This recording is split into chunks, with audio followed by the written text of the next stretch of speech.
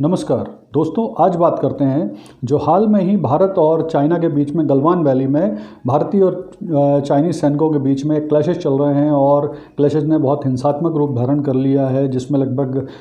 35 से लेकर 42 चाइनीज़ सैनिक मारे गए हैं और इसके अलावा लगभग 10 से 20 और भारतीय सैनिक भी मारे जाने की खबरें हैं। तो इस तरह से ये क्लैशेस एक बहुत ही जो 1 महीने से क्लैशेस चल रहा है मई से, उसने एक बड़ा ही हिंसात्मक रूप धारण कर लिया है और ये एक ऐसे मोड़ की तरफ जा रहा है जहाँ पे युद्ध की भी संभावना बन रही है और बहुत सारी ऐसी संभावनाएं बन रही हैं जिसका विश्लेषण करना आवश्यक है, उसे समझना आवश्यक है कि क्यों ये जो परिस्थितियां हैं अब वो किस तरफ जा रही हैं, किस ओर इशारा कर रही हैं और कैसी परिस्थिति आगे जाके बन सकती है। तो इस परिस्थिति में भारत के पास क्या ऑप्शन है कि वो चाइना को सबक सिखा सकता है, चाइना से बदला ले सकता है और चाइना को एटलीस्ट अपनी शक्ति का एहसास करा सकता है। तो देखिए, सबसे पहले तो समझिए कि जो अभी स्थिति है उसमें 2 परेशानी हैं पूरे विश्व के सामने और भारत के सामने भी। पहली परेशानी है कि कोरोना जैसी महामारी फैली हुई है, इसमें बहुत ज़्यादा खुल के बहुत सारे काम नहीं हो पा रहे हैं, बहुत सारे कामों में अड़ंगे लग रहे हैं, बहुत सारे कामों में रुकावट आ रही है।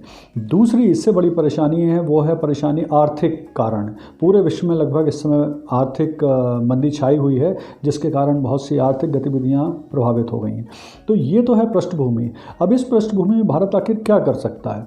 तो सबसे पहले अगर हम कुछ कारणों पे देखें तो सबसे पहला कारण तो है आर्थिक। भारत आर्थिक रूप से चाइना पे क्या क्या प्रेशर डाल सकता है, क्या क्या उनके ऊपर टैक्टिक्स इस्तेमाल कर सकता है। तो जो मुझे लगता है सबसे पहली चीज़ तो ये है कि जो आमतौर पर सभी बात करते हैं चाइनीज़ सामान का बहिष्कार। देखिए, भारत और चाइना के बीच में जो व्यापार होता है वो पूरी तरह से चाइना के पक्ष में है।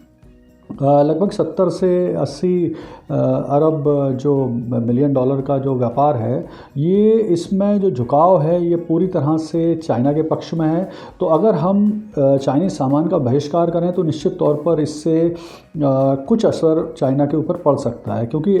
लास्ट में कोई भी देश आज की संभावना में अपना आर्थिक रूप से नुकसान होना नहीं चाहता और चाइना के हिसाब से भारत एक बहुत बड़ा मार्केट है। तो ये संभावना व्यक्त की जा सकती है, इस पर विचार किया जा सकता है और इसे ट्राई किया जा सकता है। दूसरा है एफडीआई पर रोक। अगर भारत सरकार जो फॉरेन डायरेक्ट इन्वेस्टमेंट होता है यानी प्रत्यक्ष विदेशी निवेश, तो जो चाइना की कंपनी और चाइनीज़ लोग भारत में प्रत्यक्ष विदेशी निवेश करते हैं तो उसकी ऐसी शर्तें और नियम बना दिए जाएं जिससे वो आसानी से निवेश ना कर पाएँ, क्योंकि उनको काफ़ी बड़ी मात्रा में यहाँ से लाभ होता है। और ऐसी कुछ नीतियाँ बना भी दी गई हैं अभी कोरोना पीरियड के बाद। जब कोरोना के दौरान ऐसी खबरें आई थी कि चाइनीज़ बहुत सारी कंपनियाँ यूरोप में और विभिन्न देशों में शेयर खरीदने लगी हैं, तो भारत सरकार ने कुछ ऐसी नीतियाँ बनाई भी थी जिसमें एफडीआई पे कुछ रिस्ट्रिक्शन लगाए गए थे। तीसरा है आने वाले समय में 5G का भारत में स्पेक्ट्रम की नीलामी और विभिन्न सामान की खरीदी जैसी संभावना भी चल रही हैं। तो चाइना की एक बहुत बड़ी कंपनी है हुवेई टेक्नोलॉजी, जो कि 5G टेक्नोलॉजी के बहुत सस्ते सामान पूरे विश्व में सप्लाई करने वाली एक कंपनी है। तो अगर हम जब आने वाले समय में इस तरह की गतिविधि करेंगे 5G से संबंधित और उसमें चाइनीज़ कंपनी को इन्वॉल्व नहीं होने देंगे तो उससे भी चाइना को निश्चित तौर पर काफ़ी परेशानी होगी। इसके अलावा सामरिक एक वो है रास्ता है जिसके इस्तेमाल हम कर सकते हैं। तो इसमें सामरिक रास्ता ये है कि अगर भारत, जो कि भारत ने क्वाड ग्रुप बनाया हुआ है, भारत, जापान, ऑस्ट्रेलिया और अमेरिका ने मिलके, जो मुख्य रूप से चाइना के ही खिलाफ काम करने वाला है, तो उसे वास्तविक रूप से अमली जामा पहनाया जाए और उसका काम को तेज किया जाए। इसके अलावा अभी हाल में ही जो डोनाल्ड ट्रंप हैं अमेरिकी राष्ट्रपति, उन्होंने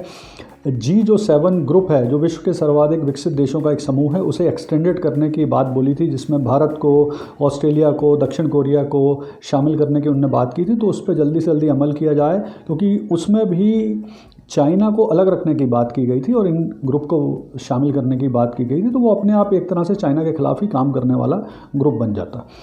इसके अलावा फिर ये है कि भारत अमेरिका के साथ मिलकर चाइना के खिलाफ बहुत सारे प्रतिबंधों की या इस तरह की स्थिति बना सकता है अपनी मल्टीनेशनल कंपनी के साथ, अमेरिका के साथ मिलकर, कि जो कंपनियां चाइना में, जिनके बिजनेस हैं, अमेरिकन कंपनी हैं और चाइना में उनके बिजनेस हैं, तो वो कंपनी चाइना से निकलकर धीरे धीरे भारत आएँ और भारत सरकार इस तरह की उन कंपनियों से के लिए लाभदायक नीतियां बनाए और अमेरिका सरकार के साथ कोऑर्डिनेशन करे भारत सरकार, जिससे वो कंपनियां भारत में इच्छुक हों अपना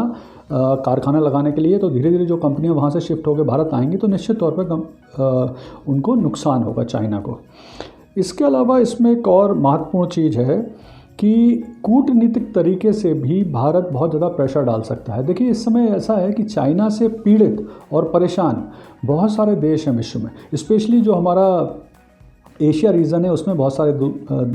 देश हैं इस समय। चाइना से लगे हुए बहुत सारे देश हैं जिनकी चाइना के साथ सीमा विवाद है और विभिन्न तरह के विवाद हैं। तो उनको एक साथ लेके कुछ ऐसा मोर्चा जैसा बनाया जा सकता है जिससे निश्चित तौर पर प्रेशर पड़ने की संभावना बनेगी। फिर इसके अलावा भारत, देखिए, चाइना का इस समय मंगोलिया जो उनका पड़ोसी देश है उसके साथ बहुत अच्छे संबंध नहीं है। तो अगर भारत मंगोलिया को सपोर्ट करे, जो कि भारत कर रहा है, बहुत सारी वहाँ पे ऑयल की खोज या दूसरी चीज़ों में भारत सहयोग दे रहा है, तो पड़ोसी जो चाइना का मंगोलिया है उनके साथ उनके अच्छे संबंध नहीं है। हम अगर उनके साथ बहुत अच्छे संबंध बनाएंगे तो निश्चित तौर पर दो जो बॉर्डर में अगर चाइना के ऐसे देश मौजूद होंगे जो उनके लिए तकलीफ़ पैदा करते हैं तो निश्चित तौर पर यह भी प्रॉब्लम क्रिएट करेगा चाइना के लिए। फिर इसके बाद एक और चीज़ है कि ताइवान को मान्यता दिलाने में जिस तरह से अमेरिका जुटा हुआ है इन दिनों, तो भारत को भी उसमें सपोर्ट करना चाहिए जिससे चाइना के ऊपर कूटनीतिक प्रेशर पड़े। इसके अलावा एक और तरीका है कि हांगकांग जो इस समय बहुत ज़्यादा चर्चा में चल रहा है, तो भारत अगर हांगकांग के जो आंदोलन चल रहे हैं उनमें भी उनके बारे में कुछ बोलना शुरू कर दे या उनसे संबंधित कुछ सपोर्ट जाहिर करे तो वो भी एक प्रेशर डालने का काम करेगा चाइना के ऊपर। देखिए, स्थिति ये है कि भारत और चाइना का वास्तविक युद्ध होना तो थोड़ा दूर की बात लगती है, क्योंकि दोनों ही परमाणु संपन्न देश हैं, दोनों की आर्मी बहुत बड़ी है, लेकिन आर्थिक तौर पर इतना आसान नहीं होता है इस तरह के युद्धों को लड़ना। तो संभावना तो यही होना चाहिए कि अब थोड़े बहुत जो क्लैशेज हुए हैं इसके बाद सेनाएं आपस में बैठ के बात करें, मिलकर सरकार समझदारी दिखाएं और इस तरह की युद्ध की परिस्थिति को टालें और शांति बनाए रखने की कोशिश करें, क्योंकि इस समय पूरे विश्व और भारत के सामने पहली जो प्रायोरिटी है वो है कोरोना के खिलाफ युद्ध लड़ना।